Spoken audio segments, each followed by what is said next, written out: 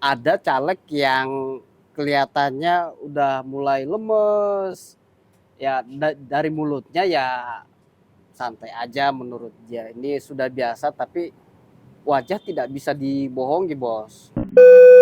Lu ke masjid kagak, sholat kagak, lu pakai doa segala. Iya, dorongan amplop katanya.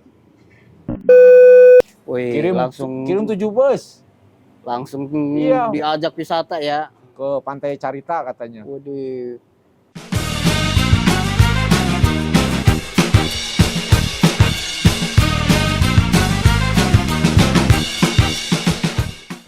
Dalam setiap kontestasi pemilu, ada yang gembira dan banyak yang terluka. Terutama petahana-petahana. Di episode kali ini kita pengen cerita-cerita soal... Caleg stres. Mari kita cerita caleg-caleg stres. Lu punya cerita apa dulu? Banyak sebenarnya. Ada caleg yang kelihatannya udah mulai lemes. Ya dari mulutnya ya santai aja menurut dia. Ini sudah biasa tapi wajah tidak bisa dibohongi, Bos. Wajah itu memancarkan isi hati. Jadi ketika orangnya stres, maka stres itu tergambar dari wajah. Ketika orangnya sedih, maka kesedihan itu tergambar di wajah. Jadi sebenarnya cerminan hati itu di wajah. Contoh-contoh konkretnya gimana? Konkret, yang konkret. Ya ada Mau nyebut nama juga gak apa-apa kali. caleg di Bogor lah ya. Tadinya dia berpikir pasti lolos. Jadi Pede lah ya. Pede, udah nabur gitu ya, banyak gitu. Dia Nabur tuh naburnya nabur apa? Nabur ya, sembako. nabur sembako, nabur duit gitu. Dia sudah prediksi, wah suara saya bisa 10.000 tahunnya. Setelah sampai hari ini, meskipun masih rekapitulasi KPU ya, itu belum nyampe 1.000. Nah, dia sudah yakin tidak akan lolos. Karena selain suaranya kecil, di internal partainya juga dia hanya suara keempat. Oh, suara keempat. Suara keempat. Jadi ya jauh lagi. Jauh. Yang suara pertama sudah dapat 5.000. Apa caleg pertama sudah dapat 5.000 suara. Perkiraan habis berapa emang? Dia sih tidak bilang ya. Tapi ya kelihatannya habis banyak lah, habis banyak. Nah, terus tadi saya ketemu salah satu RT. Nah, si RT ini punya jagoan sendiri. Dia juga bagian dari tim sukses. Jagoannya di Tanah Sareal. Kita enggak usah sebut siapa orangnya dan calegnya siapa, termasuk juga dari partai apa. Udah hampir 2 tahun jalan tuh. Nabur sembako ke warga, kenalin si caleg ini ke warga. Detik-detik terakhir, dia tidak ada serangan pajar. Kosong. Nah, caleg yang lain nol banget. Iya, nol banget. Dia menganggap bahwa investasi dia dengan menabur sembako ke banyak warga sudah selesai. 1,5 tahun atau 1,5 tahun itu sudah bisa menggugah hati masyarakat. Dia sudah yakin bahwa masyarakat yang sudah saya berikan sembako ini pasti akan memilih saya. Makanya ya dia tidak nabur serangan pajar lagi, dia tidak siapkan serangan pajar. Sementara caleg-caleg yang lain justru di detik-detik terakhir dia persiapan sangat banyak. Bawa timnya langsung ke lapangan. Mondar-mandir. Fresh money lagi ya? Iya, fresh money. Ada yang 25.000, ada yang 30.000, tertinggi 50.000.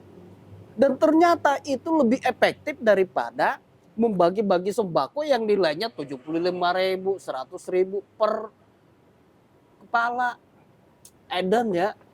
Seperti video kita sebelumnya, bahwa pemilu kali ini adalah pemilu paling barbar, brutal, dan anjing. Bener-bener ya. Duit 25.000 ngalahin. Gue jadi keingetan juga sama temen gue.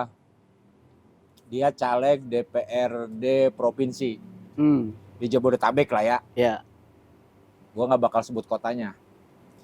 Gua tanya, kalau tadi mah kalah, kalau ini menang.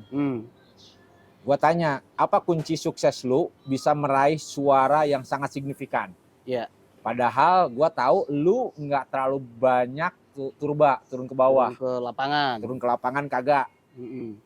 Setiap proposal lu tolak gitu kan? Iya. Setiap masyarakat minta bantuan, lu juga nggak pernah menghiraukan itu. Nggak mau lah, pokoknya itu nolak gitu kan. Iya. Nah tiba-tiba suara dia kok bisa kenceng. Billboard juga nggak terlalu banyak, Itu. hanya dipasang di detik-detik akhir, di hari-hari akhir, 10 hari sebelum masa tenang. Terus berarti di tanggal 1 ya, di tanggal 1 Februari dia baru masang. Sementara yang lainnya, teman-teman lainnya itu sudah 3 bulan yang lalu. Betul. Sebelum kampanye sudah sosialisasi, terus baru kampanye, setelah itu kenceng lagi, kalah, dia bisa ngalahkan. Itu kuncinya apa itu? Doa. Duit. Doa apa? Apa itu? Dorongan amplop. Gue juga bingung. Lu ke masjid kagak, sholat kagak, lu pakai doa segala. Iya, dorongan amplop katanya. Dan dia sudah mendeteksi dan dia sudah menghitung ternyata. Jadi kalau caleg DPR RI itu nilainya 20.000 sampai 50.000 bisa dapat. Kalau caleg DPRD provinsi 75 sampai 100.000. Atau 50 sampai 100.000 deh pasarannya. Iya. Terus kemudian kalau DPRD kota atau kabupaten itu 100 sampai 300.000. Justru lebih tinggi.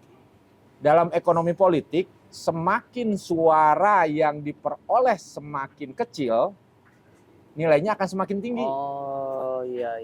Makanya kayak kota lu, Makassar. Kan skupnya kecil ya? Betul. Untuk meraih 3.000 suara, 2.000 suara kan berebut kan? Iya. Ada ratusan caleg yang memperebutkan suara itu. Nilainya berapa?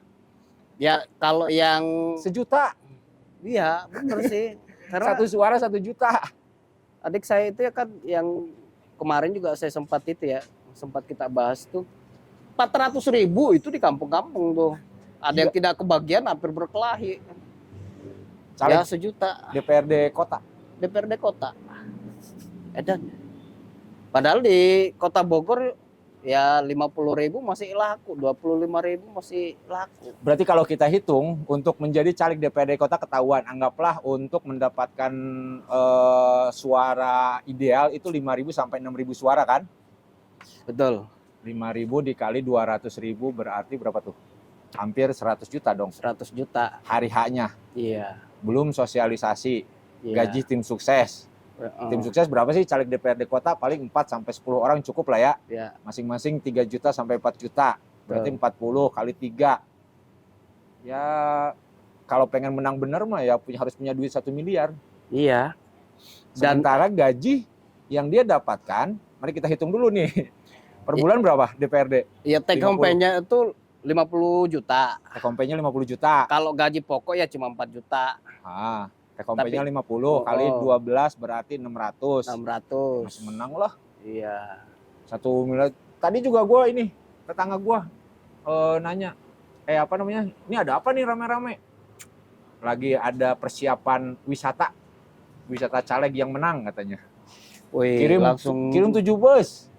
Langsung diajak wisata ya. Ke Pantai Carita katanya. Waduh. Ada pendaftaran 7 bus. Jadi yang nyoblos gua, yang nyoblos gua atau tidak, pokoknya silakan wisata aja. Nah, kayak gitu tuh caranya, yang bener kayak gitu tuh. Tapi belum final ini kan sebenarnya masih proses rekapitulasi suara. Meskipun ya udah bisa kebaca sih siapa yang bakal jadi gitu ya. Sekarang rata-rata 60 sampai 70% suara yang sudah kehitung. Dan paling yang paling benar-benar terluka di pemilu kali ini banyaknya petahana yang bertumbangan. Ya kan? Betul. Petahana berarti popularitas itu tidak paralel dengan kemenangan. Iya, Bahkan elektabilitas pun tidak paralel dengan kemenangan. iya. Contoh Banyak faktor yang banyak mempengaruhi. apalagi mainnya di Kabupaten Bogor ya, yang kita tahu memang pola kampanyenya, pola serangannya juga harus berbeda dengan kota-kota lain. Makanya kenapa seorang Anang Hermansyah pun yang sudah sangat populer, punya jaringan kuat, basis masanya oke, tumbang. Iya. Kalah sama caleg separtai. Termasuk juga calon lain DPR RI yang sudah punya duit banyak, sudah besar-besaran, 20 sampai 40 miliar ya keluar, nggak laku itu duit. Banyak faktor sih memang yang mempengaruhi. Termasuk kalau di Kabupaten Bogor ada caleg petahana, incumbent. Caleg ini sudah 3 periode duduk di DPRD Kabupaten Bogor. Udah punya basis massa dong kalau segitu. Tapi ternyata kali ini dia tidak lolos. Kenapa? Karena suara di bawahnya itu tidak mendongkrak. Padahal suaranya tinggi, dia tertinggi kedua di dapil itu. Jadi dari sekitar 18 partai kali 10 berapa tuh? 180 ya, sekitar 160 sampai 180 caleg di situ, dia peraih suara tertinggi kedua. Tapi tidak lolos. Kenapa? Karena suara partainya kecil. Suara caleg di bawahnya kecil. Partainya tidak mendapatkan kursi, secara otomatis calegnya tidak dapat kursi. Kasihan juga ya. Ya nggak perlu dikasihanin juga. Kecuali teman kita.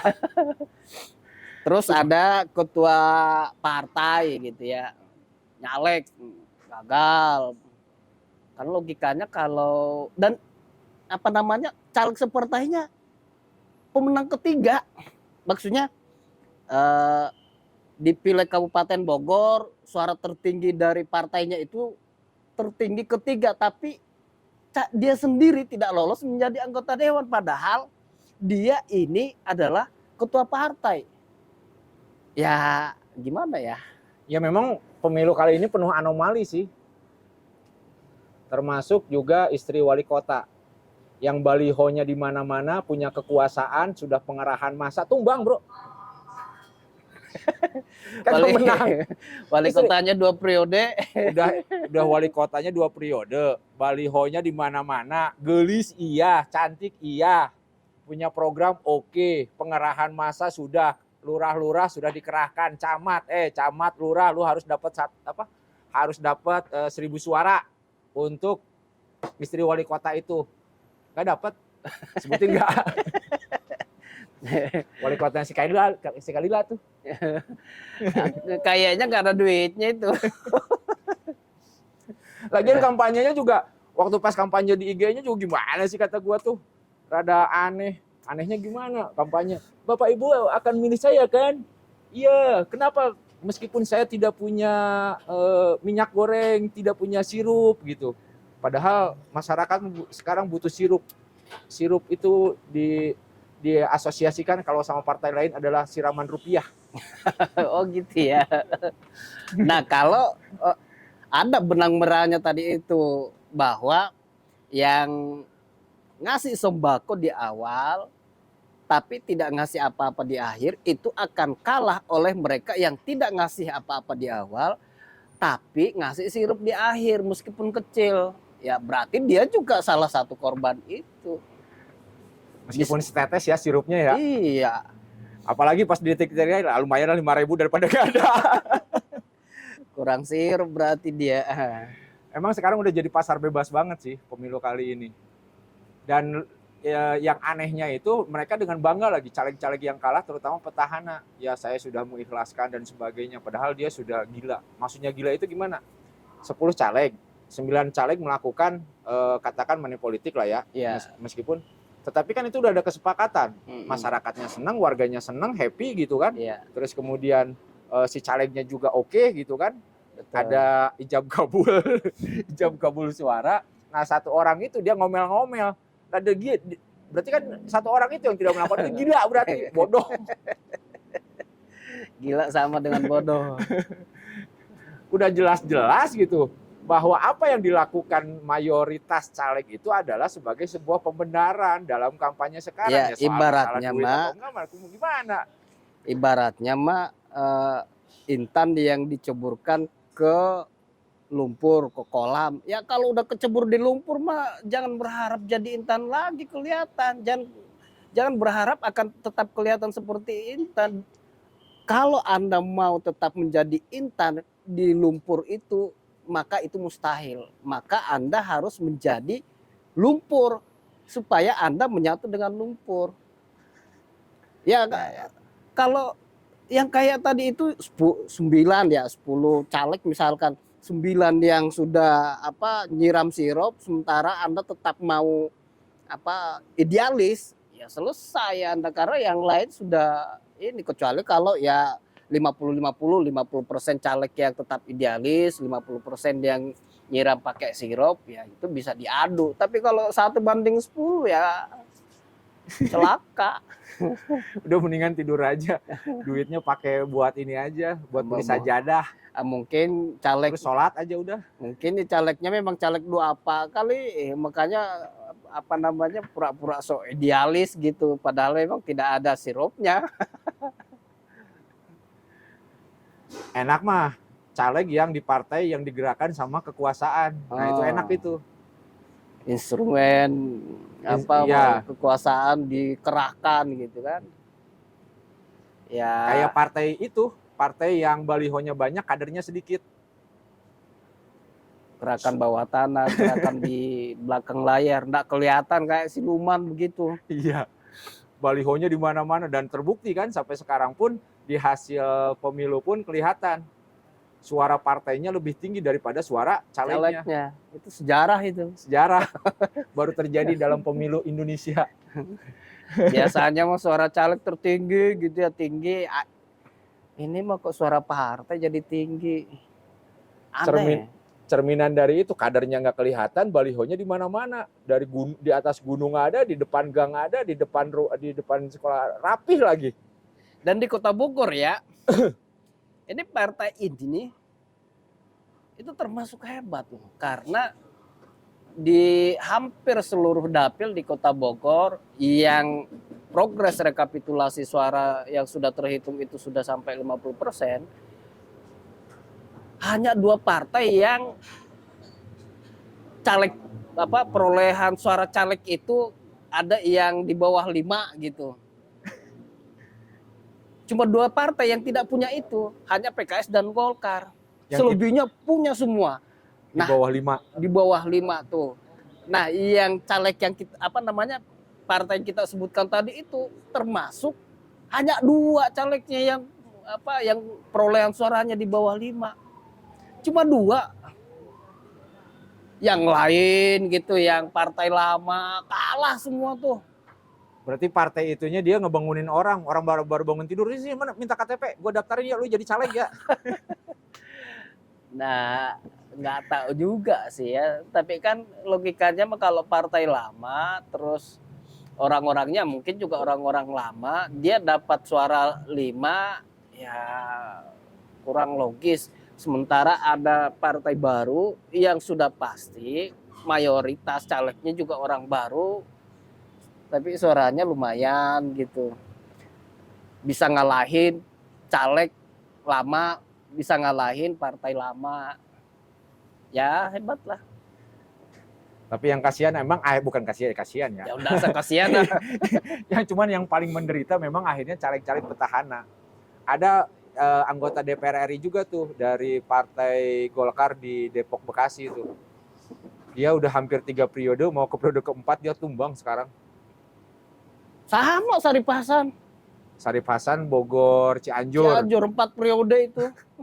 Yang mantan ini menteri, mantan ketua harian DPP Demokrat. Perolehan suaranya sementara itu belum cukup untuk mendapatkan 1 kursi dari Demokrat. Padahal penguasa Cianjur, Bogor itu. lupa atau abai dia. Ya entahlah. Atau ya mungkin sudah lemah kali ya, udah sudah tidak seperkasa dulu. Cerita-cerita ini tentu aja belum berakhir ya, karena rekapitulasi pemilu masih berlangsung, tetapi data-data umumnya sih sudah dipegang secara utuh. Mungkin di saat video ini direkam, data yang mereka punya sudah di atas 85%. Betul. Artinya wajar lah kalau mereka juga ada yang berbahagia dan juga ada yang menderita. Bin stres. Iya, bin stres. Makanya mendingan sekarang kita perkuat opini.